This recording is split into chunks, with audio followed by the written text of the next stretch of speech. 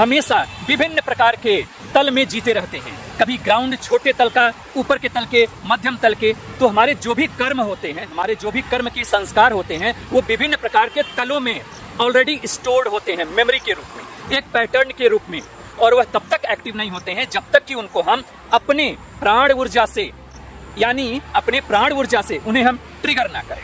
तब तक वह निश्चित तौर पर जागृत नहीं होते हैं। और हमारा मन, हमारी बुद्धि, हमारा चित्त, हमारा अहंकार, यह तभी ट्रिगर होता है, यह तभी फॉर्म में आता है जब इसे एनर्जी मिलती है। बिना एनर्जी की यह सभी चीजें निर्जीव। जैसे आपके पास अच्छा टेलीविजन है, आपके पास अच्छा एसी, फ्रिज, कोई भी इलेक्ट्रॉनिक इक्विपमेंट है, लेकिन बिजली के बिना वह बेकार है। उसकी अच्छे से अच्छी गुणवत्ता, उसके अच्छे से अच्छा जो क्वालिटी है, वह बेकार है जब तक कि हम उसको इलेक्ट्रिक ना दें, बिजली ना दें। बिजली से उसके सर्किट में बिजली दौड़ती है और उसकी जो फंक्शनिंग हुई है, उसका जो एक पैटर्न बनाया गया है कि ऐसा काम करेगा। अगर यह एयर कंडीशन है तो वह टेम्परेचर को कूल करेगा, अगर यह हीटर है तो गर्म करेगा, वगैरह वगैरह। मिक्सी भी ले सकते हैं कि यह इससे आपको ग्राइंड करेगा।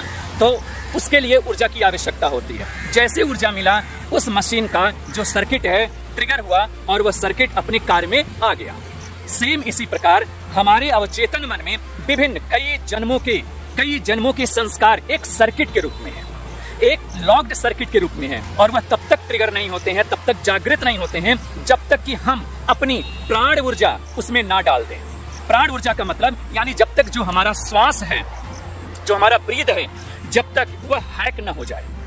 जैसे ही वो हैक होता है वैसे ही हमारे वह कार्मिक पैटर्न एक्टिव हो जाते हैं, सक्रिय हो जाते हैं। और अगर उन कार्मिक पैटर्न को की जो उदीर्णा हुई है, अगर उस कार्मिक पैटर्न को हम सहज भाव से जी लेते हैं, समझ लेते हैं, भोग लेते हैं अपने होश में, तो उस प्रकार के जो कार्मिक पैटर्न हैं वो वहीं पर डिसॉल्व हो जाते हैं, समाप्त हो जाते हैं, यानी वो सर्किट सीधे ब्रेक हो जाती है। लेकिन अगर आप बेहोशी की हालत में उसी चित्त की अवस्था को अपनी प्राण ऊर्जा दे दिया, यानी अपना खून पिला दिया, यानी अपनी चेतना को, जो चैतन्य अवस्था है आपकी, आपने उसको दे दिया, तो ऐसे अवस्था में वह जो कार्मिक पैटर्न है, जिसको हम कहते हैं एक इलेक्ट्रिकल सर्किट, वह आपको घुमाना शुरू करेगा, आपके अवस्था को, आपके मेंटल पैटर्न को बदलने की कोशिश करेगा।